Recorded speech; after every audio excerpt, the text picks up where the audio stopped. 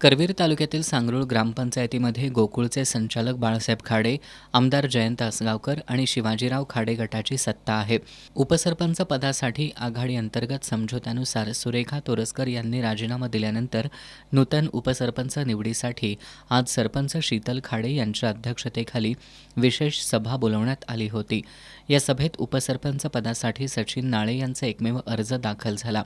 त्यामुळे त्यांची बिनविरोध निवड झाल्याचं सरपंच शीतल खाडे यांनी जाहीर केलं.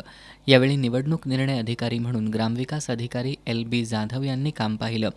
निवडीनंतर प्रतिक्रिया व्यक्त करताना उपसरपंच सचिन नाळे यांनी सर्वांना विश्वासात घेऊन गावाचा विकास करण्यासाठी प्रयत्नशील राहणार असल्याची ग्वाही दिली.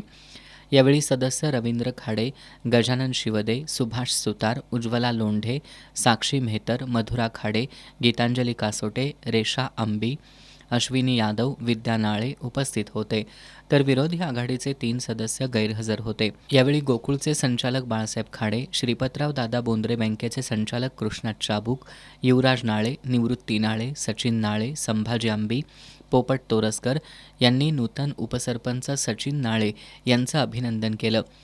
नाळे यांच्या समर्थकांनी गुलालाची उधळण आणि फटाक्यांची आतषबाजी करत जल्लोष केला. उपसरपंच नाळे यांच्यासह मान्यवरांनी छत्रपती शिवाजी महाराजांच्या अश्वारूढ पुतळ्याला पुष्पहार अर्पण करून अभिवादन केल्यानंतर सवाद्य मिरवणूक काढण्यात आली.